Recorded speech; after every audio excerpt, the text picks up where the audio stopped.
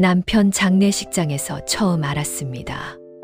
저는 27년을 같이 살았지만 법적으로는 아내가 아니었습니다. 상주 이름에도 제 이름은 없었고 보험금 서류에도 없었고 남편 재산을 정리하는 자리에도 제 자리는 없었습니다. 시누이는 제 앞에서 이렇게 말했습니다. 옳게 서운해도 어쩔 수 없어요. 법적으로는 가족이 아니잖아요. 그 말을 듣는 순간 저는 제 귀를 의심했습니다. 27년을 같이 살았습니다. 아이도 둘 낳았고 시부모 병원도 제가 다녔고 명절 제사도 제가 다 차렸고 남편 병수발도 제가 했습니다. 그런데 장례식장에 와서야 저는 알았습니다. 저는 그 집에 있어서 아내가 아니라 그냥 오래같이 산 사람이었다는 걸. 남편이 세상을 떠난 건 초겨울이었습니다. 큰 병을 오래 앓은 건 아니었습니다. 처음엔 그냥 몸이 자꾸 붓고 숨이 차고 쉽게 지친다고 했습니다. 저는 늘 그렇듯 대수롭지 않게 넘기지 않았습니다.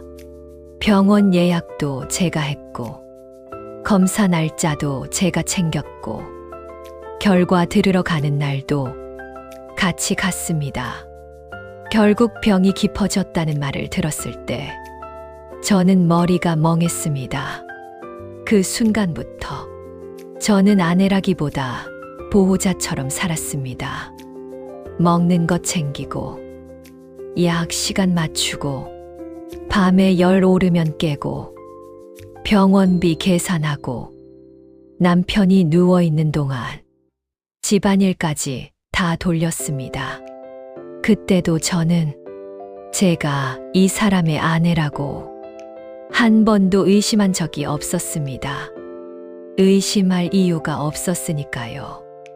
저는 28배 남편을 만났습니다. 화려한 사람은 아니었습니다. 말수가 적었고 무뚝뚝했고 표현도 서툰 편이었습니다. 그런데 저는 오히려 그런 점이 편했습니다. 요란하지 않고 허세도 없고 적어도 책임감은 있는 사람처럼 보였으니까요.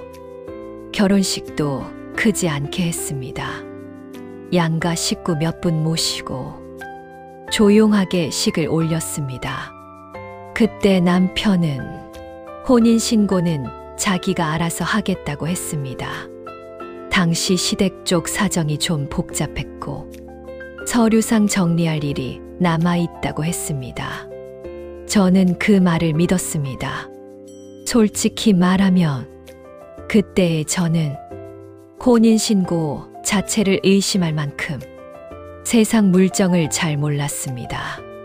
같이 식 올리고 같이 살기 시작하고 주변 모두가 부부로 알고 지내면 당연히 다 된 줄 알았습니다. 남편도 분명 내가 처리했어. 그렇게 말했으니까요. 저는 그 말을 한 번도 다시 확인하지 않았습니다. 그게 제 인생에서 가장 큰 실수였습니다. 결혼하고 나서 저는 정말 열심히 살았습니다.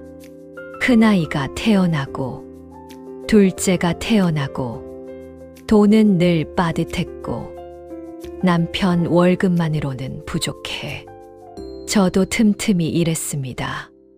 아이들 어릴 때는 반찬 가게 일도 했고 학교 보내고 나서는 마트 계산대도 받고 명절 전엔 떡집 일도 나갔습니다.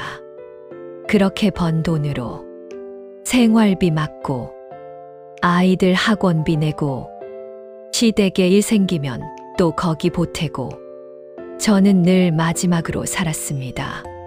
시댁도 쉬운 집은 아니었습니다. 시어머니는 며느리는 손이 빨라야 한다는 분이었고 시누이는 늘 자기 사정이 먼저인 사람이었습니다.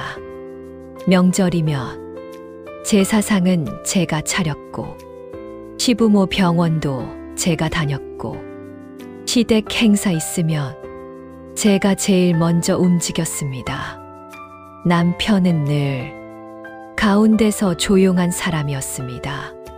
싸워주지도 않았고, 대신 막아주지도 않았고, 늘 제게만 당신이 조금만 참아, 그렇게 말했습니다. 그래도 저는 버텼습니다. 왜냐하면 이 사람은 내 남편이고, 저 집은 내 시댁이고, 나는 결국 가족이라고 믿었으니까요. 그러다 남편이 아프기 시작했고, 그 뒤 몇 달은 정말 정신없이 지나갔습니다. 병원비도 많이 들었습니다. 보험으로 일부 되는 것도 있었지만 한계가 있었습니다. 저는 적금도 깼고, 아이들한테도 티 안 나게 돈 아끼며 버텼습니다. 남편이 아픈 동안 시누이는 자주 오지 않았습니다. 가끔 왔어서 오빠 많이 힘들지, 그렇게 울먹이고는 오래 있지 않았습니다. 시어머니는 연세도 있고 몸도 약하셔서 제가 사실상 다 맡았습니다. 남편도 아픈 와중엔 거의 말이 없었습니다. 그래서 저는 더더욱 옆을 지켰습니다. 내가 아니면 이 사람 정말 혼자일 것 같았으니까요. 그런데 남편이 세상을 떠나고 모든 게 바뀌었습니다. 장례식장에 들어간 첫날부터 이상한 기분이 있었습니다. 평소라면 제가 당연히 앞에 있어야 할 자리에서 자꾸만 한 걸음 밀려나는 느낌이었습니다. 장례 절차를 설명하는 사람이 와서 상주 이름을 확인하는데 제 이름은 없었습니다. 저는 처음에 당연히 실수인 줄 알았습니다. 그래서 조용히 말했습니다. 배우자 이름도 들어가야 하지 않나요? 그랬더니 시누이가 옆에서 제 말을 끊으며 말했습니다. 그건 내가 확인할게요. 올케는 그냥 앉아 있어요. 그 말이 조금 이상했지만 장례식장이고 정신도 없어서 저는 그냥 넘겼습니다. 그런데 둘째 날 보험 관련 서류를 정리하러 온 사람이 배우자 서류를 요청했습니다. 저는 주민등록등본이라도 떼면 되는 줄 알고 핸드폰을 꺼냈습니다. 그때 직원이 아주 조심스럽게 물었습니다. 법적 배우자 서류가 있어야 합니다. 관계증명서상 배우자 확인이 안 되면 진행이 어렵습니다. 저는 무슨 말인지 몰랐습니다. 그래서 그냥 말했습니다. 제가 아내인데요. 그런데 직원 표정이 순간 이상해졌습니다. 잠시 후 시누이가 저를 복도 쪽으로 데리고 나갔습니다. 그리고 아주 낮은 목소리로 이렇게 말했습니다. 올케, 지금 와서 놀라면 뭐해요? 혼인신고 안 돼 있잖아요. 그 말을 듣는 순간 정말 귀가 멍해졌습니다. 저는 처음엔 무슨 말장난을 하는 줄 알았습니다. 그래서 다시 물었습니다. 무슨 소리야? 그게 왜 안 돼 있어? 그러자 시누이는 아주 담담하게 말했습니다. 오빠가 예전에 정리 못한 게 있었고 그냥 그렇게 지낸 거지. 법적으로는 올케가 배우자가 아니에요. 저는 그 자리에서 한동안 말을 못했습니다. 다리가 풀리는 것 같았습니다.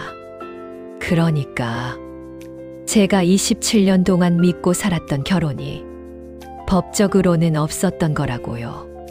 제가 그 집에 있어서 제사 지내고 아이 낳고 시부모 병원 다니고 남편 병수 바라고 같이 늙어가고 있다고 믿었던 그 세월이 서류 한 장 앞에서는 아무것도 아니었다는 겁니다.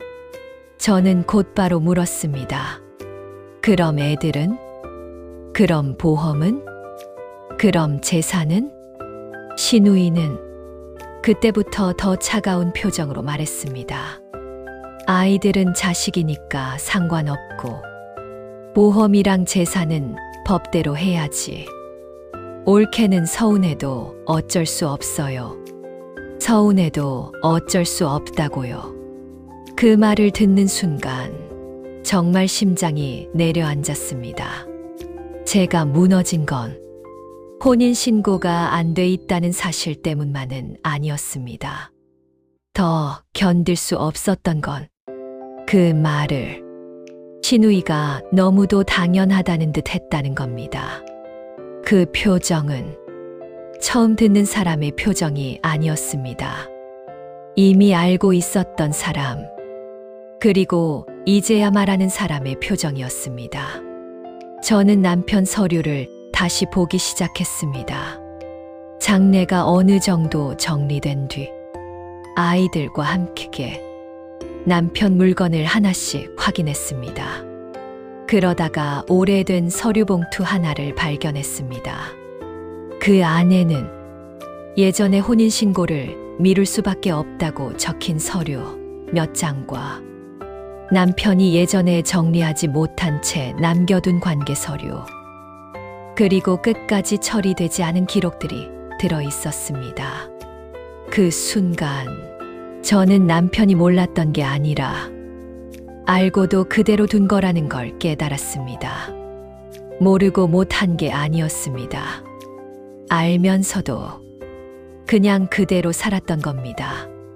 저는 그게 더 무서웠습니다. 27년 동안 저를 아내처럼 살게 했고 주변에도 다 그렇게 말하게 했고 모든 책임은 아내 몫으로 지우면서 정작 법적으로는 아무것도 정리하지 않은 채 살았던 겁니다. 그리고 그 결과는 장례식장에서 그대로 드러났습니다. 상주 자리에도, 보험금 서류에도, 유산 정리 자리에도 저는 없었습니다. 저는 남편에게 배신당한 게 아니라 제 인생 전체가 부정당한 기분이었습니다. 나는 대체 뭐였을까? 27년 동안 아내인 줄 알고 살았는데 실제로는 아무것도 아니었다면 내가 붙잡고 버텨온 시간은 대체 뭐였을까? 그 질문이 머릿속에서 떠나지 않았습니다. 아이들도 충격을 받았습니다. 큰아들은 처음에 믿지 못했습니다.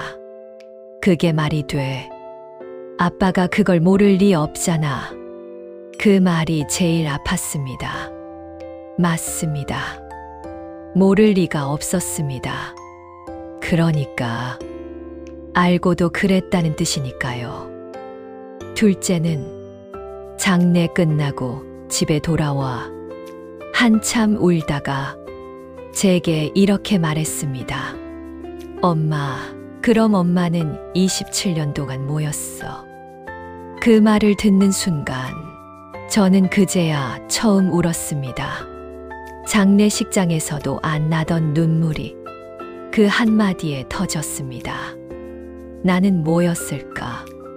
정말 그 질문 하나만 남았습니다. 지금도 누군가는 이렇게 말할지 모릅니다. 그래도 같이 산 건 사실이잖아. 서류가 뭐 그리 중요하냐? 죽은 사람한테 이제 와서 따져서 뭐하냐?